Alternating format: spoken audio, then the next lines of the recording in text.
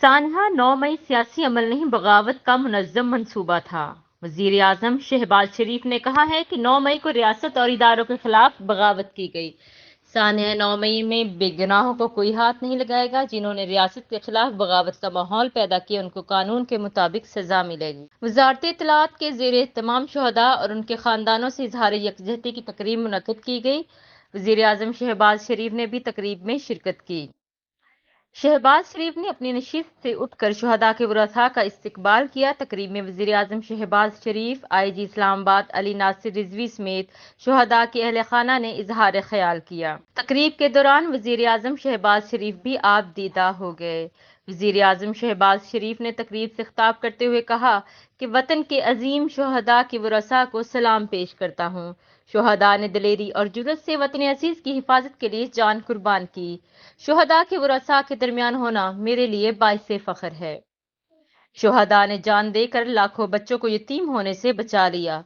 شہباز شریف نے کہا ہے کہ پوری قوم شہداء کے ورثاء کو سلام پیش کرتی ہے۔ شہداء کے ورثاء نے حوصلے اور ہمت سے اپنے پیاروں کی داستانیں بیان کی۔ قوم آج کے دن اپنے شہداء اور غازیوں کو سنہری الفاظ میں یاد کر رہی ہے۔ انہوں نے کہا کہ 2019 میں دشمن نے چھپ کر وار کرنے کی کوشش کی۔ پاکستان کے جان بازوں نے دشمن کی آنکھوں میں آنکھیں ڈال کر جواب دیا۔ شہداء کی یادگاروں کی بے حرمتی قوم برداشت نہیں کر سکتی۔ جنہوں نے ریاست کے خلاف بغاوت کا ماحول پیدا کیا ان کو قانون کے مطابق سزا ملے گی۔ وزیر اعظم نے کہا کہ شہداء کے ورثاء اطمینان رکھیں، قانون کے مطابق فیصلے ہوں گے۔ سانحہ 9 مئی میں ملوث عناصر کو قرار واقعی سزا دی جائے گی۔ قانون اپنا راستہ اپنائے گا اور انصاف کے مطابق فیصلے ہوں گے۔ 9 مئی جیسا سیاہ دن دوبارہ پاکستان کی تاریخ میں نہیں آئے گا۔ شہباز شریف نے کہا کہ حملہ آوروں اور ان کے سرپرستوں نے شہداء کے اہل خانہ سے آج تک معافی نہیں مانگی۔ یہ بذات خود گواہی ہے۔ یہ سیاسی عمل نہیں بلکہ بغاوت کا ایک منظم منصوبہ تھا۔